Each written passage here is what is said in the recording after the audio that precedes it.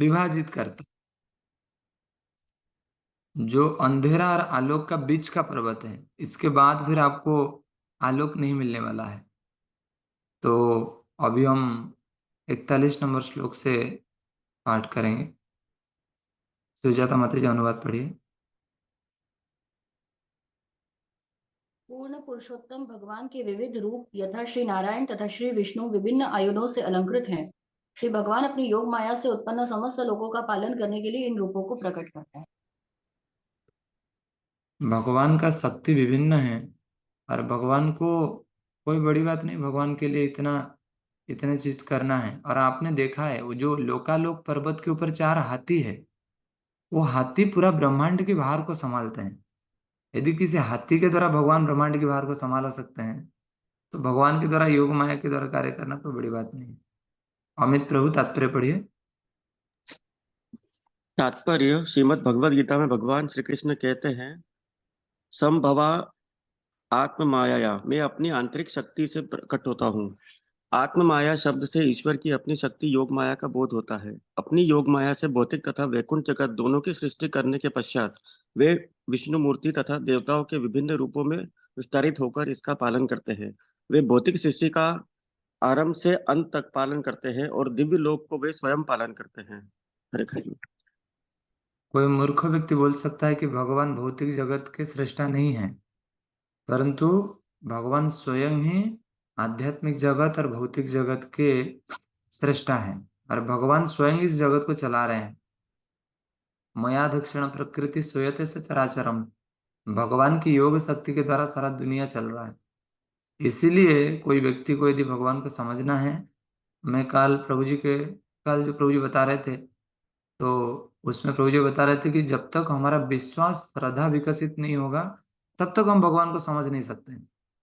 क्योंकि भगवान को कोई ज्ञान और अम, वैराग्य के द्वारा समझ नहीं सकते हैं। भक्ति के द्वारा ही भगवान को समझ सकते हैं। नेक्स्ट श्लोक हंसराज प्रभु अनुवाद पढ़िए। हे राजन, लोकालोक पर्वत के बाहर आलोक वर्ष है, जो पर्वत की भीतरी चौड़ाई के विस्तार के बराबर अर्थात 12.5 करोड़ योजन 1 अरब मील तक विस्तीर्ण है। आलोक वर्ष के परे भौतिक जगत से मुक्ति के इच्छुक व्यक्तियों का गंतव्य है। इसको प्रकृति के भौतिक गुण कलुषित नहीं कर पाते, अतः यह पूर्णतः विशुद्ध है। ब्राह्मण के पुत्रों को वापस आते समय श्री भगवान अर्जुन को इसी स्थान से ऊपर ले गए थे। हरे कृष्ण। तो ये जो लोक है, लोकालोक पर्वत है, इसके ऊपर फिर व्यक्ति को मुक्ति का ही मार्ग मिलता है। और भगवान जब ब्राह्मण पुत्र को लेके आ रहे थे, तो यहाँ पे भगवान अर्जुन को यहाँ पे दिखाए थे। ये सब इंफॉर्मेशन है। तो हमें इंफॉर्मेशन हमको क्यों दिया जा रहा है? क्योंकि कई बार ऐसा लग सकता है कि अच्छा भगवान का लीला ही सब कुछ है, और इसीलिए भगवान को समझने से पहले भगवान की महानता को समझना बड़ा जरूरी है। जब तक उस व्यक्ति की महानता को हम नहीं समझेंगे, तो उनकी लीला हमको कई बार डाउट लगेगा कि ऐसा कैसे हो सकता है, ऐसे भगवान ने कैसे कर लिया। परंतु संभवतः जब हम भगवान की महानता को समझें कि भगवान यदि ऐसा कर सकते हैं, तो भगवान ये नहीं क्यों कर सकते। तो 43 नंबर श्लोक। अंडमध्यगतः सूर्यो ध्यावोऽभ्यामुर्यदन्तरम् सूर्याण्डगलयोर्मध्ये कोतयः सूर्यपञ्चविंशति। राजीव शुक्ला प्रभु अनुवाद पढ़िए। सूर्य इस ब्रह्मांड के मध्य में भूरलोक तथा भूरलोक के मध्यवर्ती भाग में स्थित है, जिसे अंतरिक्ष कहते हैं। सूर्य तथा ब्रह्मांड की परिधि के बीच की दूरी 30 कोटि योजन 3 अरब मील है। हरे कृष्ण। अनुमत तात्पर्य पढ़िए।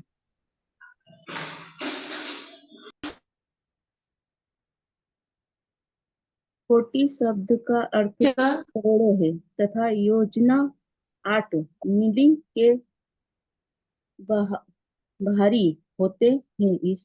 इस ब्रह्मांड का वैश्य वैश्य 5 करोड़ योजना 4 अरब मिनी है।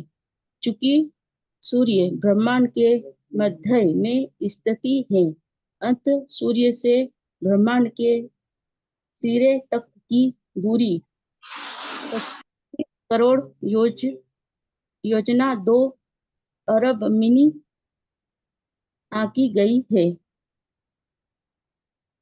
भूरलोक और भूगर्भलोक के बीच में सूर्य का निवास है, उसको अंतरिक्ष बोला जाता है। और यहाँ पे लिखा है सूर्य तथा ब्रह्मांड की परिधि के बीच की दूरी 25 कोटि योजन अरब मील है। 44 नंबर श्लोक, अनुवाद पढ़िए अंकित गुप्ता प्रभु। सूर्यदेव वैराज अर्थात समस्त जीवात्माओं के लिए संपूर्ण भौतिक शरीर भी कहलाते हैं। ब्रह्मांड की सृष्टि के समय ब्रह्मांड के अंडे के भीतर प्रवेश करने के कारण वे मार्तंड भी कहलाते हैं। हिरण्यगर्भ ब्रह्मा से भौतिक शरीर प्राप्त करने के कारण भी हिरण्यगर्भ भी कहलाते हैं। हरे कृष्ण प्रभु।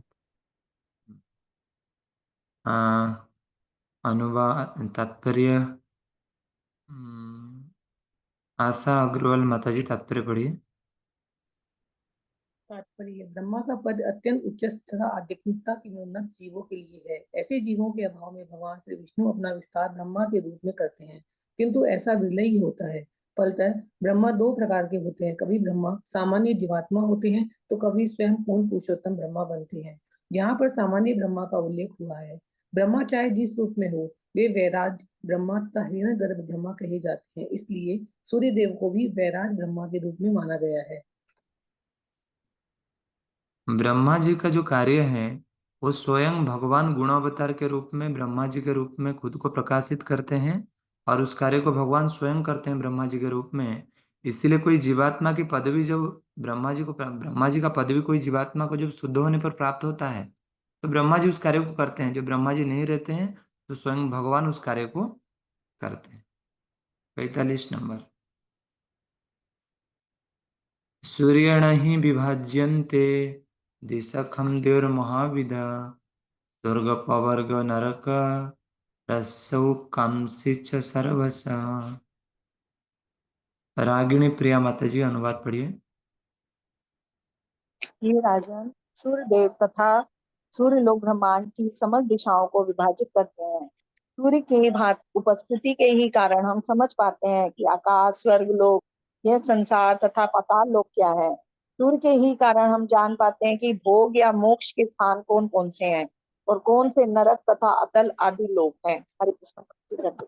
ये जिस प्रकार से कोई घर में दिया जलाने से या फिर माचिस लगाने से घर में कौन से वस्तु हैं उसको हम पहचान पाते हैं, देख पाते हैं, उसी प्रकार यदि सूर्य आज नहीं होता तो ये 14 भुवन को हम समझ नहीं पाते क्या कहाँ है, मतलब उसका अवस्थान क्या है, प्रकृति में उसका कारण क्या है।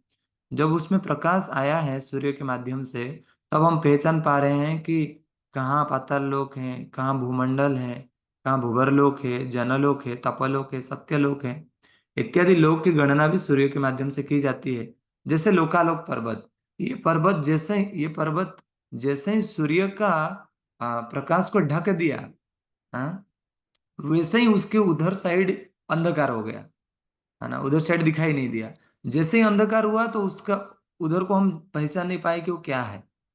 उसी प्रकार जब सूर्य है तब हम अलग अलग लोक का भी गणना कर पाते हैं। 46 नंबर, शायद ये अंतिम श्लोक भी है। देवत्रियान मनुष्याणाम सरीसृप सविरुधाम सर्वजीवनिकयानम सूर्यात्मा दृगेश्वर। यामिनी माता जी अनुवाद पढ़िए। सूर्य लोक से सूर्य देव द्वारा प्रदान की जा रही ऊष्मा तथा प्रकाश पर ही समस्त जीवात्माएं, जिनमें देवता, मनुष्य, पशु पक्षी, कीट, रेंगने वाले जीव, लताएं तथा वृक्ष सम्मिलित हैं, निर्भर है। सूर्य की ही उपस्थिति में सभी प्राणी देख सकते हैं, इसीलिए वह दृग ईश्वर अर्थात दृष्टि के ईश्वर कहलाते हैं। जैसे प्रभु जी काल बता रहे थे क्लास में कि जब यश्चक्षुर सविता सकल देहानम कि जब हम सूर्यदेव को देखते हैं तो वैष्णव लोग प्रणाम करते हैं। इसीलिए प्रणाम करते हैं क्योंकि भगवान की आंखें हैं सूर्यदेव। तो भगवान के जब शरीर का तेज का एक कण भी सूर्यदेव ग्रहण करते हैं तो उससे पूरा ब्रह्मांड को प्रकाशित करते हैं। तब हम हर वस्तु को देख के भगवान का स्मरण करना चाहिए। यहाँ पे सूर्यदेव को दृग ईश्वर बोला गया है क्योंकि वो सारे जगत को दिशा देने वाले हैं, इसलिए उनका नाम दृग ईश्वर। इसीलिए कई बार सूर्यदेव को सूर्य नारायण भी बोला जाता है। हरिप्रिया माता जी तात्पर्य पढ़िए। तात्पर्य: इस प्रसंग में शिला विश्वनाथ चक्रवर्ती ठाकुर का कथन है, सूर्य आत्म वेणुपास्य। इस ब्रह्मांड में सूर्य ही समस्त प्राणियों का जीवन और आत्मा है, इसलिए ये वह उपास्य है। हम सूर्य देव की उपासना गायत्री मंत्र के जप ओम भूर्भुवः स्वः तत्सवितुर्वरेण्यं भर्गो देवस्य धीमहि द्वारा करते हैं। सूर्य इस ब्रह्मांड का उसी प्रकार जीवन और आत्मा है जिस प्रकार श्री भगवान इस समस्त सृष्टि के हैं। ऐसे असंख्य ब्रह्मांड है जिनके लिए सूर्य देव जीवन और आत्मा है। हमें ज्ञात है कि वैराज हिरण्यगर्भ ने सूर्य नामक विशाल भौतिक गोलक में प्रवेश किया, अतः तथा कथित वैज्ञानिकों का यह कथन है कि वहां कोई नहीं वास करता, असत्य है। श्री कृष्ण ने भगवद गीता में कहा है कि उन्होंने सर्वप्रथम सूर्य देव को गीता का उपदेश दिया। इमं विवस्वते योगम प्रोक्तवान अहम अव्ययम। अतः सूर्य रिक्त नहीं है, इसमें जीवात्माएं निवास करती हैं और इसका प्रधान शिव विग्रह विराज अथवा विवस्वान है। पृथ्वी तथा सूर्य में यही अंतर है कि सूर्य अग्निमय लोक है, किंतु वहां के प्राणी अनुकूल शरीर धारण करके बिना कठिनाई के वहां निवास कर सकते हैं। इस प्रकार श्रीमद् भागवतम के पंचम स्कंद के अंतर्गत ब्रह्मांड की रचना का विश्लेषण नामक 20वें अध्याय के भक्ति वेदांत तात्पर्य पूर्ण हुए। हरे कृष्ण। नारायण शब्द का अर्थ है सारे नरों का आश्रय।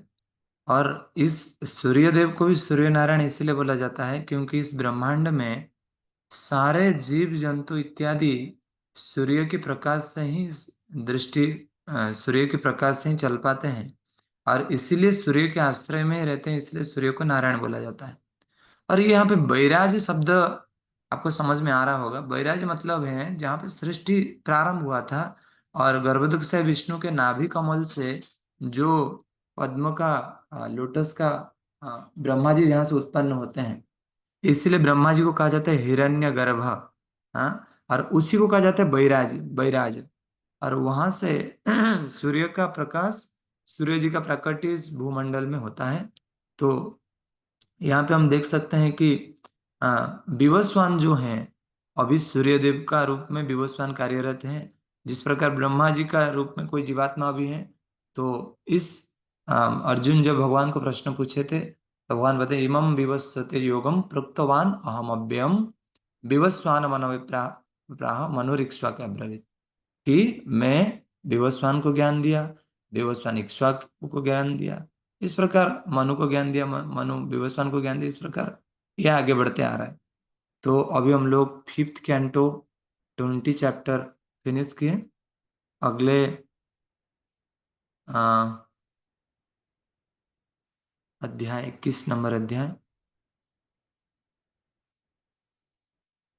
सूर्यों की गतियों का वर्णन प्रफुल्ल प्रभु, इसका समरी पढ़िए आप।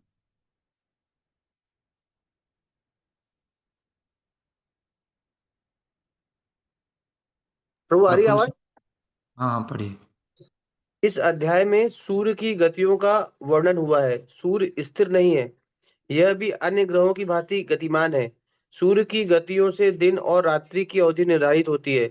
जब सूर्य विषुवत रेखा के उत्तर में यात्रा करता है तो वह दिन में अत्यंत मंद और रात्रि में अत्यंत तेजी से गति करता है, जिससे दिन बड़े और रातें छोटी होती है। इसी प्रकार जब सूर्य विषुवत रेखा के दक्षिण में गति करता है तो इसके विपरीत होता है। एक छोटे और रातें लंबी होती हैं। जब सूर्य कर्क राशि में प्रवेश करके सिंह राशि से होता हुआ धनु राशि में पहुंचता है तो उसके पथ को दक्षिणायन कहा जाता है। इसी प्रकार जब सूर्य मकर राशि में प्रवेश करके कुंभ राशि से होता हुआ मिथुन राशि में पहुंचता है तो इस पथ को उत्तरायण कहते हैं। जब सूर्य मेष तथा तुला राशियों में रहता है तो दिन और रात समान होते हैं। मानसोत्तर पर्वत में 4 देवताओं का निवास है। सुमेरु पर्वत के पूर्व स्थित देवधानी में राजा इंद्र का, सुमेरु के दक्षिण स्थित संयमनी में मृत्यु के अधीक्षक यमराज का निवास है। इसी प्रकार सुमेरु के पश्चिम निम्बलोचनी में जल के स्वामी वरुण का आवास है। सुमेरु के उत्तर में विभावरी है, जहाँ चंद्र देवता निवास करते हैं। इन सभी स्थानों में सूर्य की गति के कारण प्रातः, मध्याह्न, सूर्यास्त तथा अर्धरात्रि होती है। सूर्योदय के स्थान के ठीक सामने सूर्यास्त होता है। इसी प्रकार जहाँ मध्याह्न होता है, उसके ठीक सामने की ओर प्राणी अर्धरात्रि का अनुभव करते हैं। सूर्य अन्य समस्त ग्रहों सहित, जिनमें चंद्रमा तथा अन्य नक्षत्र प्रमुख हैं, उदय तथा अस्त होता रहता है। संपूर्ण कालचक्र सूर्यदेव के रथ के चक्र पर स्थापित है। यह चक्र संवत्सर कहलाता है। सूर्य के रथ को खींचने वाले 7 अश्व गायत्री, बृहति, उष्णिक, जगती, त्रिशुप्त, अनुष्टप तथा पंक्ति कहलाते हैं। वे अरुण देव नामक देवता द्वारा 90,000 योजन चौड़े जुए में जोते जाते हैं। इस प्रकार यह रथ आदित्य देव अथवा सूर्य देव को ले जाता है। सूर्य देव के समक्ष सदैव स्तुति करते हुए वालिखिल्य नामक 60,000 ऋषि रहते हैं। प्रत्येक मास सूर्य देव के माध्यम से विभिन्न नामों से परमात्मा की आराधना करने वाले 14 गंधर्व, अप्सराएं तथा 7 श्रेणियों में वे विभक्त अनेक देवता हैं। इस प्रकार सूर्यदेव 16,004 मील प्रति क्षण की गति से इस ब्रह्मांड की 9,51,00,000 योजन और 76,08,00,000 मील की प्रदक्षिणा करते हैं। देखिए यहाँ पे सूर्यदेव का इतना महिमा का वर्णन हो रहा है, तो यहाँ पे यदि कोई सामान्य व्यक्ति पढ़ेगा उसको लगेगा कि सूर्यदेव ही ब्रह्मांड के स्वामी हैं। तो परंतु वैसा नहीं है। भगवान की शक्ति के कण मात्र हैं। भगवान की शक्ति के बिना सूर्यदेव का कोई भी गति नहीं हो सकता। इसीलिए भक्त लोग को बड़ा समझ के, इसीलिए भागवत को जब गदाधर पंडित से श्रीनिवास आचार्य भागवत सुनते थे तो उनको यही बात बोलते थे कि भागवत को भक्तों के साथ पढ़ना चाहिए, भक्तों के साथ बैठ के पढ़ना चाहिए। नहीं तो यदि आज हम अकेले पढ़ेंगे भागवत को ना, तो अभी डाउट क्रिएट हो जाएगा कि सूर्यदेव भगवान है, अलग से भगवान विष्णु को पूजा करने की आवश्यकता है। लोग ऐसा ही पूछते हैं जब आप प्रचार करो बाहर में, जब ये चैप्टर पढ़ेंगे, ये चैप्टर का नाम ही है सूर्यदेव का गति, जो सूर्यदेव का गति उनको पता चलेगा तो दुनिया में सब कुछ भूल जाएंगे। तो नॉर्मली भक्त भागवत से ग्रंथ भागवत को समझना चाहिए। अनुवाद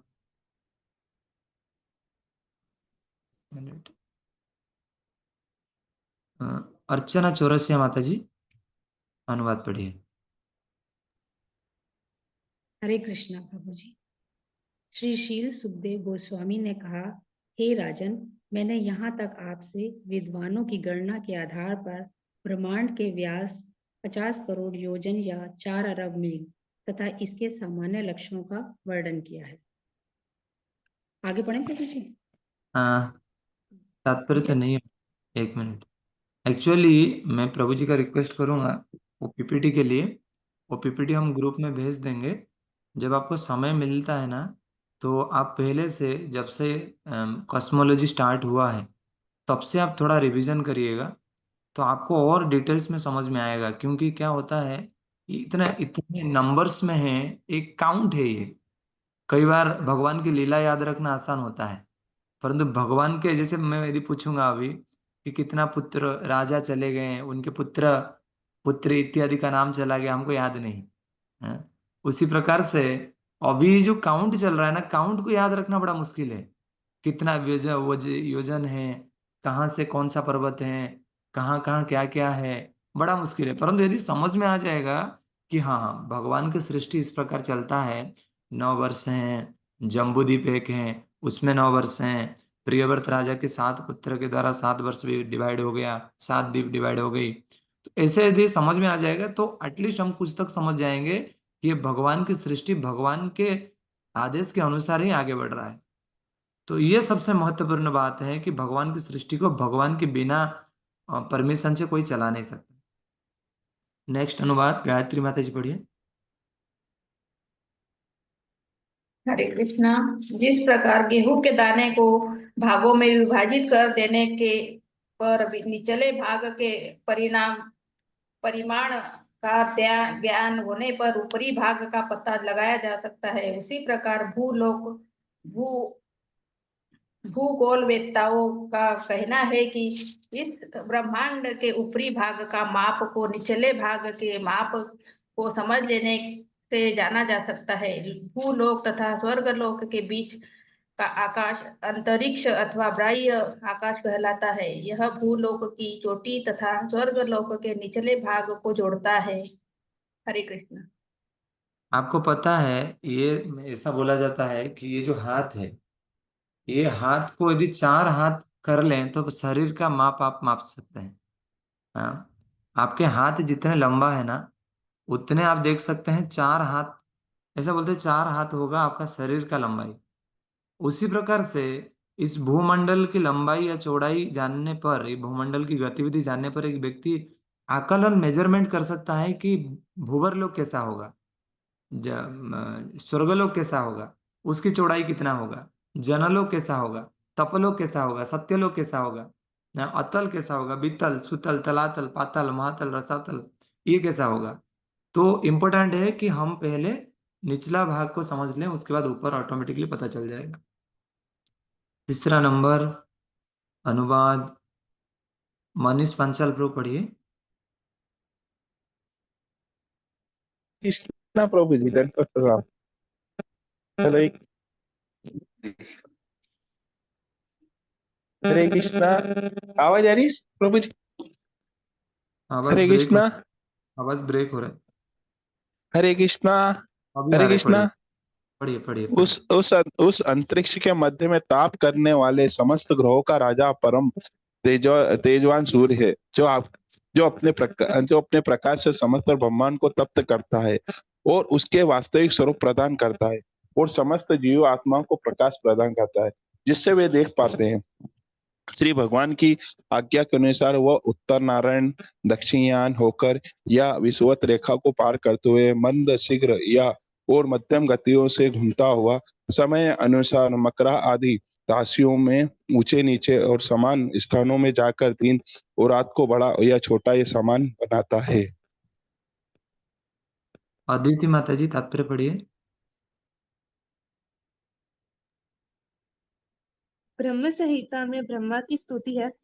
यक्ष सुरेश सविता सकल ग्रहाणाम राजा समस्त सुर मूर्ति शेष तेजाः यस्या गया भ्रमति संभृत काल चक्रो गोविंद मादि पुरुषम तमहम भजामि। मैं उन आदि भगवान पूर्ण पुरुषोत्तम परमेश्वर गोविंद की आराधना करता हूँ, जिनके नियंत्रण में ईश्वर का नेत्र माना जाने वाला है। सूर्य भी काल के स्थिर कक्षा में घूमता है। सूर्य समस्त ग्रह मंडलों का राजा है और उसमें असीम ताप तथा प्रकाश शक्ति है। यद्यपि सूर्य को श्री भगवान अर्थात सर्वशक्तिमान कहा गया है और सचमुच ही यह इस ब्रह्मांड का सबसे शक्तिमान ग्रह है, फिर भी इसे गोविंद अर्थात भगवान श्री कृष्ण का आदेश पालन करना होता है। सूर्यदेव अपनी निर्धारित परिधि से 1 इंच भी विचलित नहीं हो सकता, इसलिए जीवन के प्रत्येक क्षेत्र में पूर्ण पुरुषोत्तम भगवान के सर्वोपरि आदेश का पालन होता है। संपूर्ण भौतिक प्रकृति उनके आदेश का पालन करती है, किंतु अज्ञानवश हम प्रकृति की क्रियाओं के पीछे श्री भगवान को तथा उनके सर्वोपरि आदेश को नहीं समझ पाते। जैसा कि श्रीमद् भगवद गीता में पुष्टि की गई है, म्याध्यक्षेण प्रकृति अर्थात यह भौतिक प्रकृति ईश्वर के आदेशों का पालन करती है, जिससे सभी वस्तुओं का नियमन होता है। ब्रह्मा जी स्वयं इसको स्वीकार करते हैं कि यस्य आज्ञाय भ्रमति संभ्रत काल चक्र, जिसकी आज्ञा में सारे चक्र घूम रहा है। राजा समस्त सुरमूर्तिर अशेष तेजा, कि बस सूर्य राजा है और उनकी तेज से सारा ब्रह्मांड तप रहा है। यहाँ पे लिखा है यस चक्षुर ऐसा सविता सकल ग्रहणम, भगवान के चक्षु का एक अंश की मात्र है, फिर भी यस आज्ञाय भ्रमति संभ्रत काल चक्र, वो भगवान की आज्ञा के बिना चल ही नहीं सकता। हाँ ना, इसलिए हमारा गुरु महाराज बोलते हैं केशवत्वा जगत विचित्र, भगवान की जगत कितना विचित्र है। इतने वेराइटीज हैं, फिर भी भगवान की आज्ञा के बिना कोई 1 इंच भी नहीं हिल सकता। अभी इसीलिए भगवान को बारंबार याद करना बड़ा जरूरी है। जिसको भी आप देखते हो, जहां नेत्र पड़े तहां कृष्ण जुरे।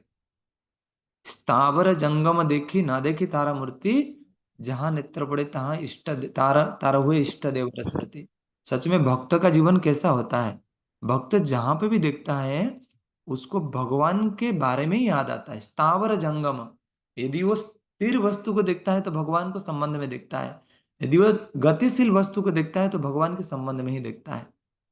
तो इसीलिए ये सूर्य की वर्णन हो रहा है। मैं वही चैप्टर की शुरुआत में वही बोल रहा था कि ये सूर्य की वर्णन हो रहा है, परंतु हमको ये समझना होगा कि सूर्यदेव भगवान के बिना आदेश में 1 इंच भी नहीं गति कर सकते हैं।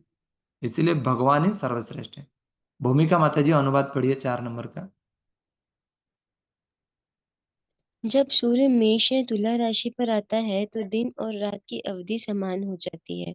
जब यह वृषभ इत्यादि 5 राशियों पर से गुजरता है तो दिन कर्क तक बढ़ता जाता है और तब प्रति मास आधा घंटा घटता रहता है, जब तक दिन तथा रात्रि पुनः तुला में समान नहीं हो जाते।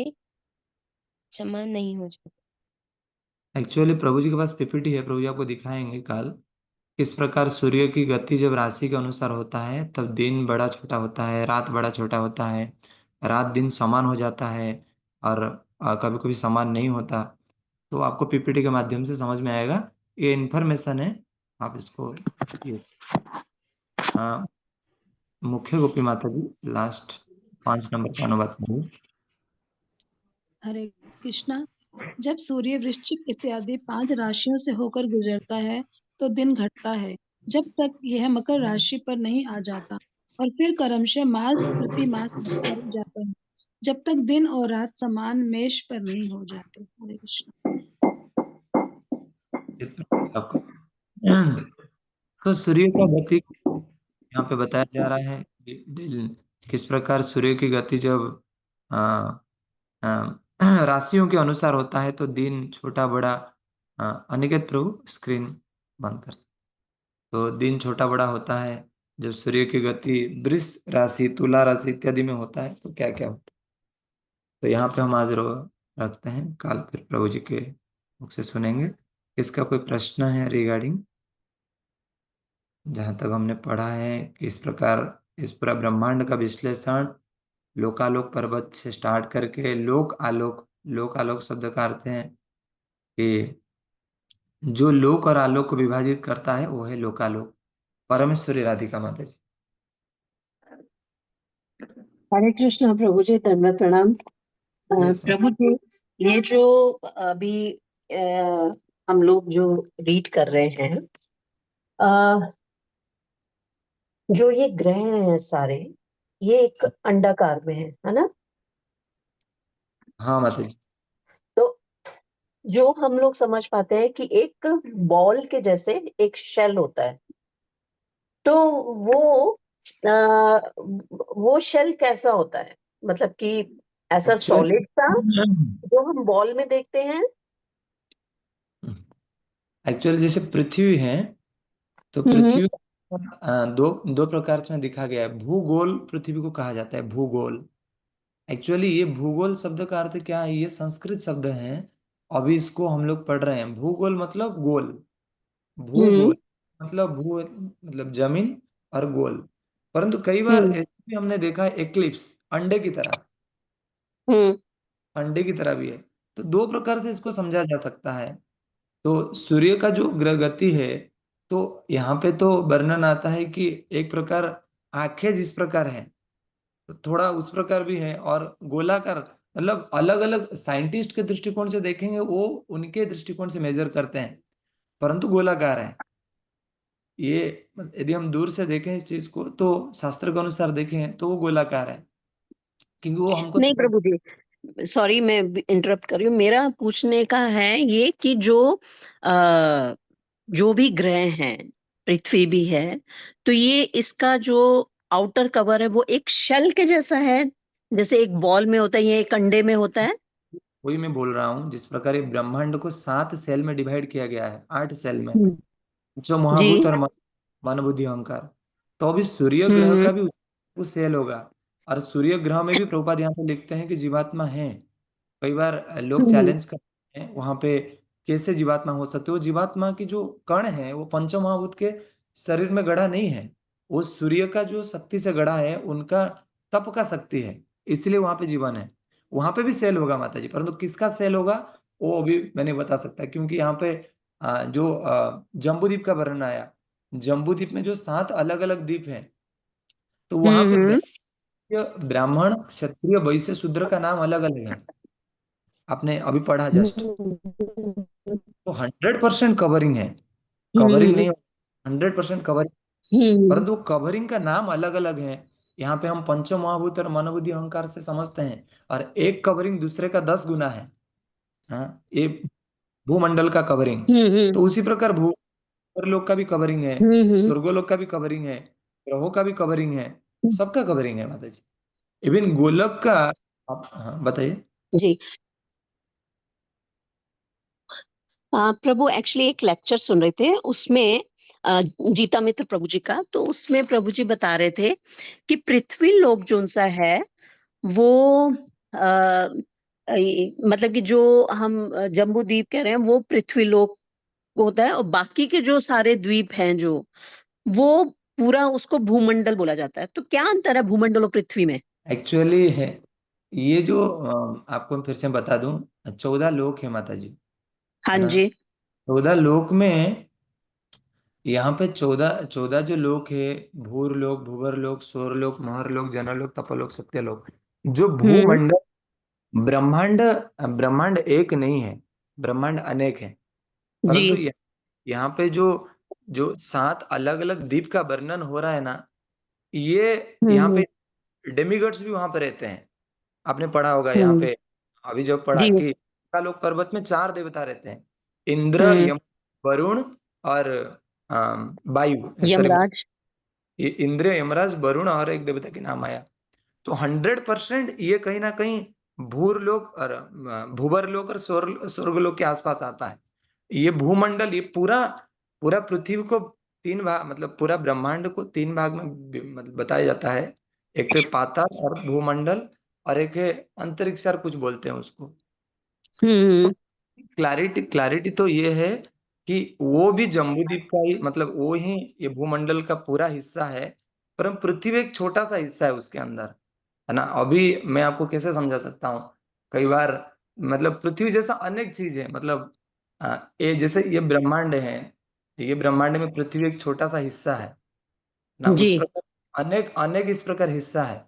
ये जम्बूद्वीप एक भूमंडल के बारे में वर्णन किया जा रहा है, और प्रभुपाद जी वहां पे लिख रहे हैं कि ये पृथ्वी जब जब यहाँ पे हम रह रहे हैं, तो इसका ऊपर में है लोग, इसका ऊपर में है लोग, इसको अभी हम, मतलब मैंने क्वेश्चन पूछा था, परंतु वहां पे ऐसा बताया जाता है कि आप जब तक वहां पे जाएंगे नहीं, तब तक वो समझ में नहीं आएगा, it is just information. Cosmology, हम्म लोग अभी कॉस्मोलॉजी पढ़ रहे हैं माता जी, भक्ति वैभव में। तो कॉस्मोलॉजी हम्म जस्ट लाइक इंफॉर्मेशन। अभी मैंने एक बार क्वेश्चन पूछा था हमारे अभय चरण प्रभु को कि भगवान हम्म गोलोक धाम में हैं, पर भगवान अभी क्या कर रहे हैं। तो रियलिटी तो ये है कि वहां पे जाने से आपको पता चलेगा रियलिटी क्या है। यहाँ पे सुखदेव गोस्वामी के इंफॉर्मेशन दे रहे हैं एक्चुअली जी में। जी जी जी जी जी यहाँ जी जी प्रभु जी हम डिटेल्स में भी दे रहे हैं, पर डिटेल्स डिटेल्स हमको उतना भी समझ में नहीं आएगा जितना हम पूरा, जिस प्रकार हम हमारे घर को देख रहे हैं, हमारे घर पे कहाँ पे डब्बा रखा हुआ है, कहाँ पे अचार की डब्बा रखा हुआ है, कहाँ पे नीम जी की डब्बा रखा हुआ है, जब हम उस लोग को जाएंगे तब उसको समझ में आएगा माता जी। इतना जस्ट ये जी डिटेल इसलिए है, मैं फिर से बोल रहा हूँ, ये डिटेल इसीलिए है कि ताकि हमको समझ में आए। इतना व्यवस्थित होने के बाद भी कई बार वो सूर्य, यहाँ पे सूर्य देव का लोक का गतिविधि आ रही है, तो सूर्य की गति के अनुसार कोई व्यक्ति सूर्य को भगवान नहीं मान सकता। यहाँ पे भगवान कृष्ण है जिनके इशारा पे सूर्यदेव काम करते हैं, इतना समझने के लायक है। जी जी और कॉस्मोलॉजी में लोग अभी पीएचडी भी कर रहे हैं, परंतु कॉस्मोलॉजी जी हाईएस्ट ब्रेनिंग चैप्टर, क्योंकि अभी हमारी ब्रह्मांड के बारे में हमको इतना पता नहीं है, तो कॉस्मोलॉजी के बारे में बताना बहुत, धीरे धीरे पढ़ रहे हैं माता जी। Yes, Prabhu. Yes. Thank you so much, प्रभु. मुझे जितना समझ में आ Yes, रहा है, प्रभु. मुझे जितना समझ में आ रहा है कि 14 लोक हैं। 14 लोक में सूर्य जो है, सूर्य का गतिविधि के अनुसार टोटल जहाँ पे हमारा भारत वर्ष है वो जम्बूद्वीप का 9 वर्ष में 1 वर्ष है। और जम्बूद्वीप की तरह 7 अलग अलग द्वीप है जहाँ पे प्रियव्रत महाराज के पुत्र ने जहाँ पे जाके शासन कर रहे हैं, वहां पे मनुष्य, वहां पे देवता है। और डिटेल में हम धीरे धीरे आगे पढ़ेंगे तो हमको समझ में आएगा। मैं भी पहली बार, मैं तीसरी बार भागवतम पढ़ रहा हूँ, परंतु 5वें स्कंद को अभी पहली बार ही पढ़ रहा हूँ। जी प्रभु जी. Thank you so much, Prabhu ji. Thank you so much. हरे कृष्ण। हंसराज प्रभु, हंसराज प्रभु। हरे कृष्णा प्रभु जी, दंडवत प्रणाम। प्रभु जी, लोकालोक पर्वत पे जैसे वैज्ञानिक जाते हैं तो वो अंतरिक्ष में जाते हैं तो उनको ब्लैक दिखता है, तो पर्वत मतलब लोकालोक पर्वत के कैसे, क्या मतलब वो देख पाते कि नहीं, मतलब ये एक्चुअली साइंटिस्ट कहाँ जाते हैं अभी तक किसी को समझ में नहीं आया। ये लोग कहते हैं कि चंद्रमा को जाते हैं, कई बार कहते हैं कि सूर्य को अभी उन्होंने विमान भेज दिए, परंतु शास्त्र कभी झूठ नहीं हो सकता। नहीं, वो तो सत्य है। इतना इतना समझ में आना चाहिए कि कभी शास्त्र झूठ नहीं हो सकता। लोकालोक पर्वत के उधर साइड अंधेरा मतलब अंधेरा ही है ना। एक बार हमने गौरांग दर्शन प्रभु, आप सब लोग गौरांग दर्शन प्रभु का नाम सुने हैं। गौरांग दर्शन प्रभु यहाँ पे आए थे जिन्होंने भागवत सुबोधिन लिखे हैं। हमने उनको पूछा कि प्रभु जी ये कैसा कैसा है। प्रभु जी ने सिंपल उत्तर दिया, बोले सुखदेव गोस्वामी जो बोले हैं वो कभी गलत नहीं हो सकता। नहीं हो सकता, हो सही सकता है बात। हमको समझ में नहीं आ रहा है, साइंटिस्ट लोग को समझ में नहीं आ रहा है, पर सुखदेव गोस्वामी जो बोले हैं वो समझ में आना ही चाहिए। और वो इसीलिए सत्य है।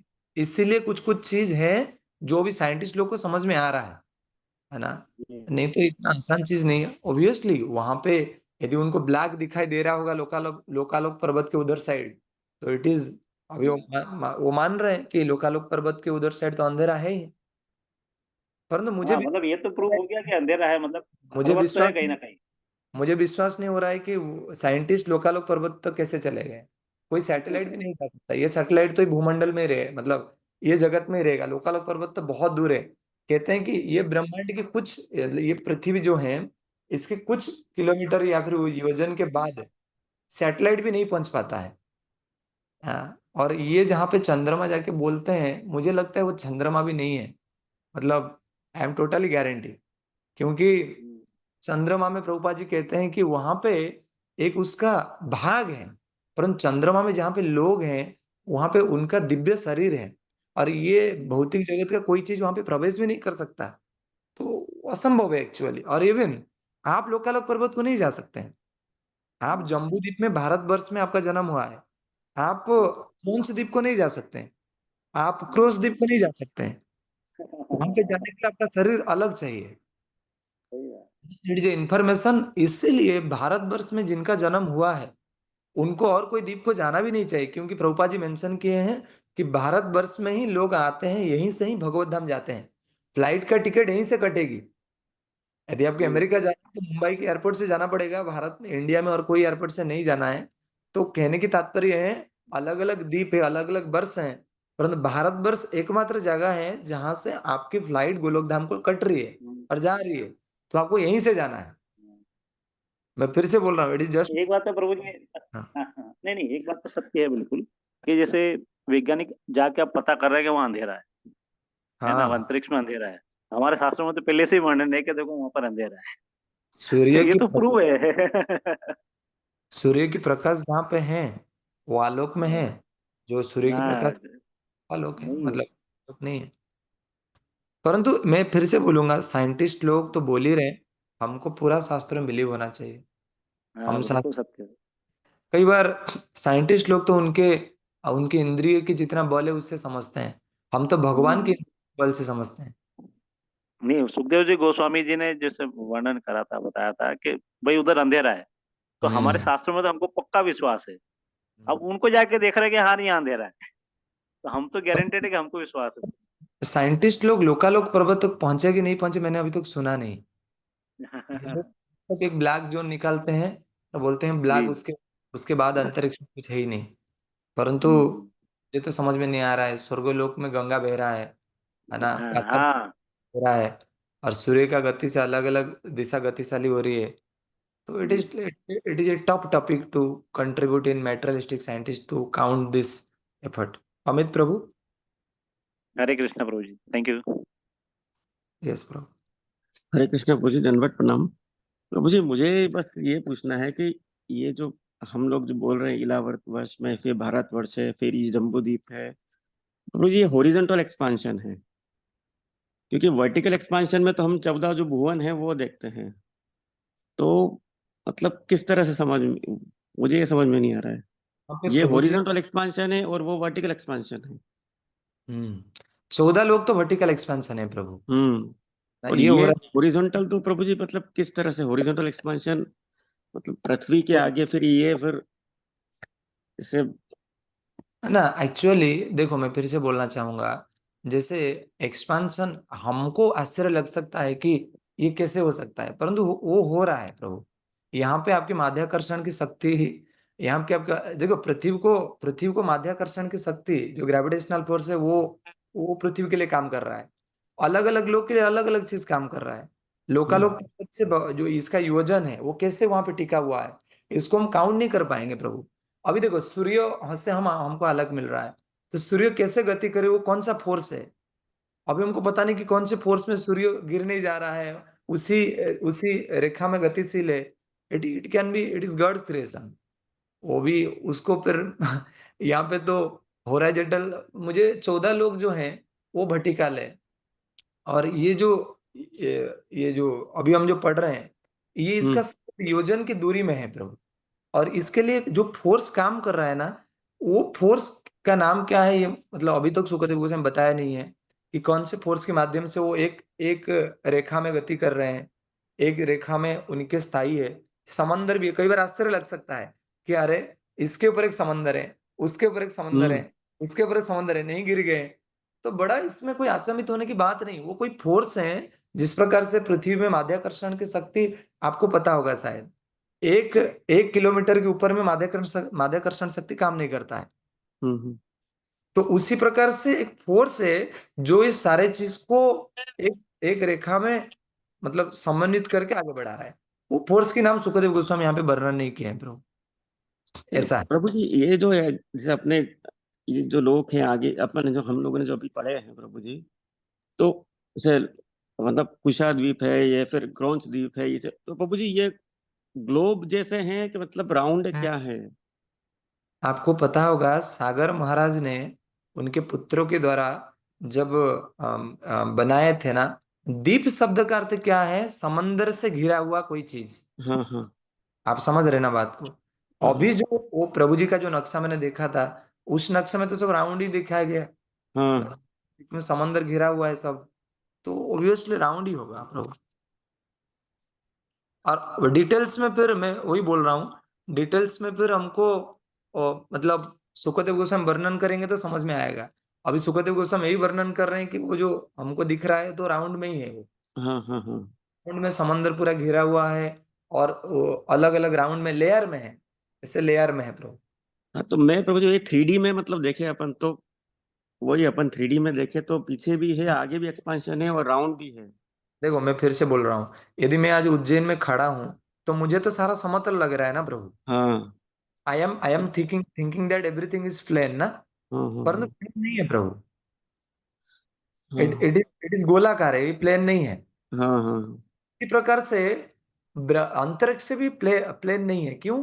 अंतरिक्ष से देखिए, एक जगह में जाके ऐसे होता है, हम्म तो वो प्लेन कैसे हो गया? हाँ प्लेन नहीं है। तो प्लेन नहीं है। मेरा बुद्धि कम है, मेरा इंद्रिय की वजह से मैं समझ नहीं पा रहा हूँ उस चीज को, वो बात अलग है। परंतु प्लेन होता तो समझ में आता प्रभु, वो प्लेन नहीं है। ऐसा है। ये प्रभु जी वापस पढ़ना 3-4 बार पढ़ना पड़ेगा तो थोड़ा माइंड में आएगा। इट इज जस्ट प्रभु, मैं फिर से बोल रहा हूँ आपको, मैं जो सब लोग को ये रिक्वेस्ट करूंगा, इट इज जस्ट इन्फॉर्मेशन। आपको पढ़िए, कोई दिक्कत नहीं, परंतु फिर भी अभी प्रभु हमको भक्ति वैभव पढ़ाने आए थे, कॉस्मोलॉजी। भक्त लोग उनको क्वेश्चन पूछे, उन्होंने सटीक उत्तर दिया, कोई डाउट नहीं, जैसे मैं आपको भी बता रहा हूँ, परंतु भक्त को कुछ समझ में नहीं आया। और ये भक्त लोग 16 साल से कॉस्मोलॉजी पढ़ रहे हैं। हो इतना आसान नहीं है प्रभु, मतलब it just information Sukhdev Goswami is giving to Parikshit Maharaj because God's creation is so much powerful. इसीलिए इस कॉस्मोलॉजी के बारे में हमको बताया जा रहा है, बस ये है। दिनाश्रय गोविंद प्रभु।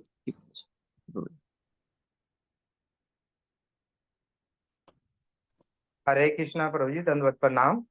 हरे कृष्णा प्रभु, दंडवत प्रणाम। प्रभु जी आज की क्लास और कल की क्लास डाउनलोड कर देना है ना प्रभु जी, मैं टेंपल में से अभी आया हूँ। श्योर श्योर प्रभु, हाँ जी, हरे कृष्णा प्रभु, दंडवत प्रणाम। थैंक यू प्रफुल्ल प्रभु। प्रभु हरे कृष्ण, धन्यवाद प्रणाम। प्रभु जी जैसा आपने बोला कि इसमें इस पूरे अध्याय में मतलब हमको जो समझना है, जो जैसा आपने बताया कि हमको जैसे भगवान की मधुरता या भगवान की लीलाओं का पता होना चाहिए, ऐसे ही भगवान का हमको ये ऐश्वर्य ही पता लग रहा है ना कि ऐश्वर्य भगवान इतने महान है, इतने ऐश्वर्य है उनमें, इतने मतलब उनमें इतने सारे वो है, इतने ऐश्वर्यवान है, तो ये हमको ये चीज पता होना चाहिए। ऑब्जेक्ट है ना इस पूरे, मतलब जो मैं समझ पा रहा जैसा आप बोल रहे हैं ना। सुखदेव गोस्वामी लास्ट में कॉस्मोलॉजी का लास्ट में यही बताने वाले हैं, और कॉस्मोलॉजी का फास्ट में यही बताए थे कि इसके बारे में सुनने के बाद आपको भगवान के बारे में सुनना और अच्छा लगेगा, क्योंकि आपको पता चल जाएगा कि भगवान इतने महान है, उनकी शक्तियां तो काम करती है परंतु उनके बिना परमिशन से कुछ काम नहीं हो सकता। तो फिर आपको भगवान का महानता पता चलेगा।